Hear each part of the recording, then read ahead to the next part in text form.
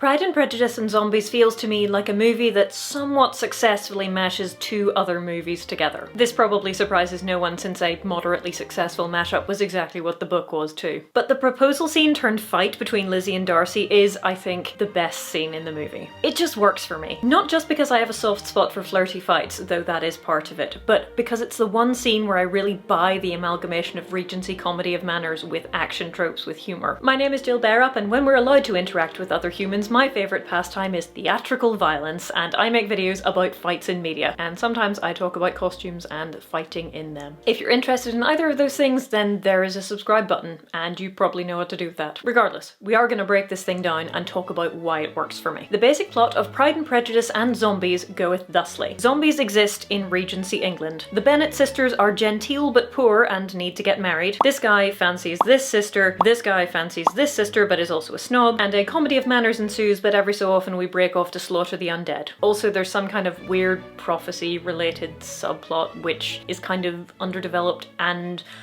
not very interesting to me personally, to be honest. After various machinations and misunderstandings, these two get together, and also these two get together, and also this guy is a jerk. If you're really into Pride and Prejudice, the non-zombie versions, then I do have some other videos about those. They have no fights in them, they're more media analysis, but you know, that's not necessarily a bad thing. So let's start with power dynamic, because the scene takes place on two levels, the emotional and the physical. Emotionally, Darcy comes to Lizzie in pining-related torment. The whole movie to this point has been him being kind of a jerk and her disliking him for it, followed by her finding out that he strongly encouraged his best friend to break up with her sister. Yeah. Also, she thinks that he mistreated Wickham, but spoiler, that is not true. So he comes to her all, "End my turmoil and consent to be my wife." But Darcy is a supremely awkward turtle regardless of adaptation, and if he's not, then you're doing it wrong. And on top of that whole Jane and Bingley thing, he manages to seriously insult her several times, so it's really more like, end my agony and consent to be my wife, even though you are in every way beneath me. But he is in love with her and he's asking her to marry him and she's refusing, so he is hurt. Lizzie, being hurt by his previous actions, is mostly just angry. And because Lizzie is hurt and angry, she is rude to him right back. "I never desired your good opinion,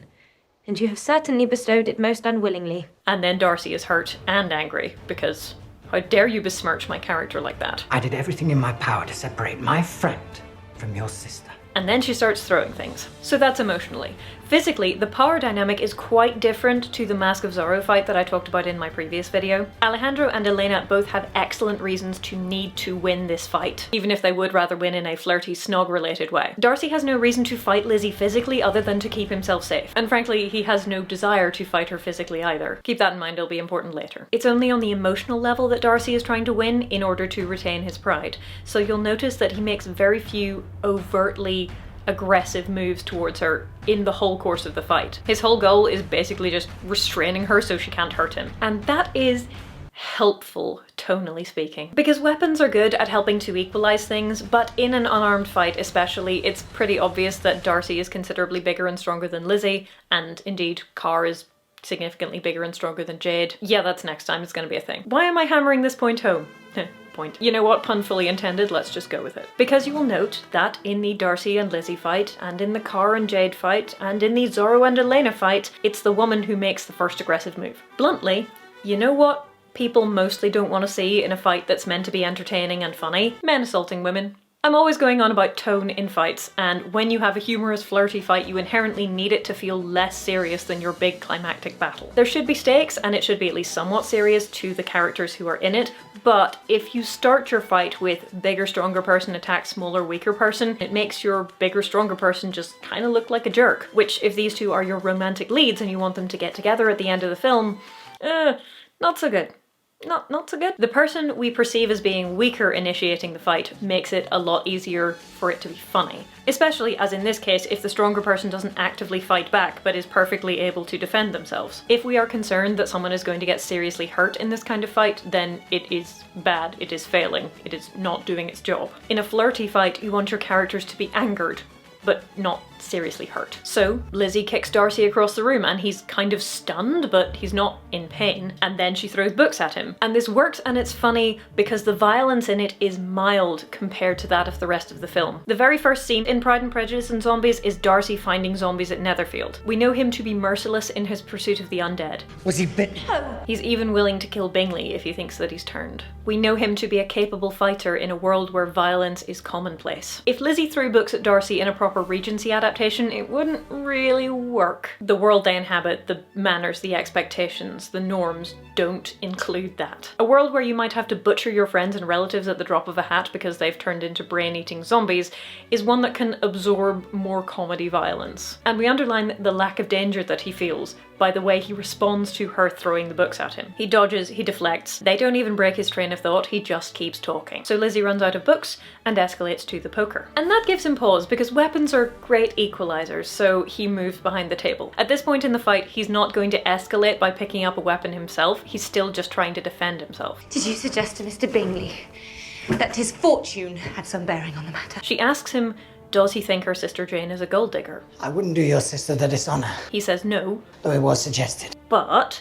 and then she swings. Physically, he's still keeping away, but emotionally, he's fighting back. And Lizzie really overdoes the swing, and then she really overdoes the stab and overreaches to the point that he's able to hop across the table and pin her. I don't feel that this fight really nails character-driven choreography 100% of the time, but it does it enough that I really enjoy it, and this is one of those moments. Lizzie is meant to be a trained fighter. She learned Shaolin Kung Fu. She can turn anything into a weapon. She slays zombies at the drop of a hat. Or a bonnet, I guess. But this is sloppy, suggesting that either A, she doesn't react well in emotional situations, or B, she doesn't really want to hurt him, and either of those interpretations perfectly fine and in character at this point. Because Lizzie inherently is meant to be a decent person. She's angry at Darcy, yes, but she doesn't really want to stove his head in with the poker. She just wants to prove a point. Anyway, as I said, Darcy hops the table, pins her, and here's where we end up. Obviously, I wouldn't say that Jane is a gold digger, but it was suggested By Miss Bingley! By your mother at the ball. that the match was a very advantageous one. The wild swings and the overreach are a sign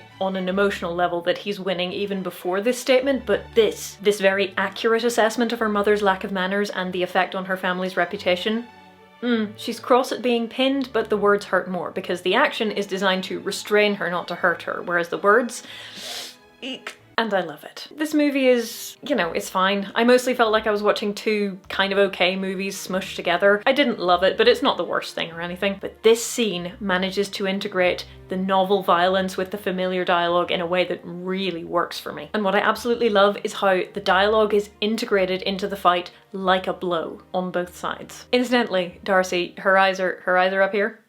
Yep. And then you have this moment to break the tension, and appraising looks are very much part of the common language of flirty fights, so to speak, so it kind of works. I think I would have preferred a slightly longer moment before the tension breaker, but it's all good. And then Lizzie shoves him off. And I feel like this is another great moment of character-driven choreography, because given the advantage that he has in this situation from a leverage perspective, you feel like he's letting her up. And you feel like he's letting her up on purpose because he feels bad about having been caught staring. And that's just... this swiping with the poker is something he feels like he's earned for being a bit caddish. A+2 like, well done. Lizzie is still mad about Wickham, by the way. And Darcy is apparently concerned enough about the poker at this point to actively cut her legs out from under her and disarm her again. Which is how we end up here, and you will note that he is very carefully not looking anywhere he shouldn't at this point. Anyway, punch, fall to the floor, re-escalation as Lizzie grabs the letter opener. But, and I really like this moment too, Darcy still moves back towards her. Why? Well, for our entertainment and possibly also for blocking reasons.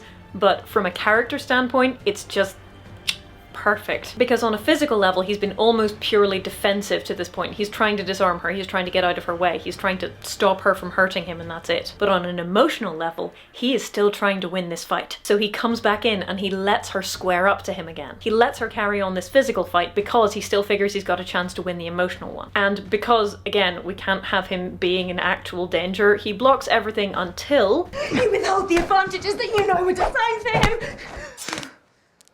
And there's the unexpected emotional blow. Ow, is that how poorly you think of me? Is then echoed by Lizzie slicing all the buttons off his waistcoat. Which is something else that underlines that Lizzie isn't really trying to hurt him, she just wants to prove her point. I mean, I doubt a letter opener would make a particularly good stabbing tool through several layers of silk and linen and whatever, but She could have had a good go at it if she'd really wanted to. And that emotional blow hurts, and the buttons are just suggestive. And so the emotional blow having landed, Darcy becomes more aggressive. He pushes her away, he picks up the poker. This is another escalation, like kicking him, like picking up the books to throw at him, like the poker, like the letter opener. But this is the first time that Darcy has escalated. But you will note that he still doesn't move to attack her. He basically just wants something to defend himself against the knife. The character-driven choreography is mostly on point, but I don't particularly like this phrase. I mean, I see their Mask of Zorro homage, and, you know, partial credit for that, but it just looks kind of awkward. Yeah, it's alright, but then it's followed by a spinning kick, and while I'm generally not a fan of spinning kicks against opponents who can see you, he does look so genuinely shell-shocked at this point that it kind of works. But then it's followed by another completely unnecessary spin. Lizzie. Seriously. And it doesn't feel to me like there's a reason for that. Like, it doesn't feel like she's showing off. It doesn't feel like she's trying to be fancy. It just feels like she's just doing it because I guess we need some movement. It just doesn't seem particularly well thought out on a character level. It just seems to be there because it's there. But we do have the advantage of finishing strong, because I do like how it ends. You could not have made the offer of your hand in any possible way that would have tempted me to accept it. I had not known you a month before I felt you were the last man in the world whom I could ever be prevailed on to marry. And that brings things to a very dramatic close. Let's really hammer home that physical-emotional dichotomy there. Because sure, he fancies her, and sure, he wants to defend his character, but this is the point where he really, truly, deeply understands how very serious she is about not wanting anything to do with him. I fully comprehend your feelings, and now I've only to be ashamed of what my own have been. And that is enough. Is that a really on-the-nose way to finish this fight? Yes, yes it is. Do I care? No, no I don't. Do I really like it? Yes. Yes, I do. The thing about Darcy, which is important to get right in any adaptation, is that, like Lizzie, deep down he is a decent person. He is proud and she is prejudiced, but both of them become less so over the course of the novel, and, you know, first impressions can be misleading and all of that kind of jazz. And so seeing him get it here, seeing him grasp that she really just does not want anything to do with him and thinks he's a terrible, terrible person, that's really nice. Because in the novel and in any adaptation, during the proposal scene she really lets him have it. And while he writes a letter to clear up the misconceptions about Wickham, he also goes away and does some really hard thinking about his character in general and how he comes across to people and how he hasn't actually been acting in the best possible way. His major turning point is here, not because he fancies Lizzie so he's going to change himself to be with her. He's now convinced that's never going to happen. But her opinion of him is so strong that it makes him think, oh, maybe I'm not as good a person as I thought I was. Maybe I should go away and do something about that. And they act this out physically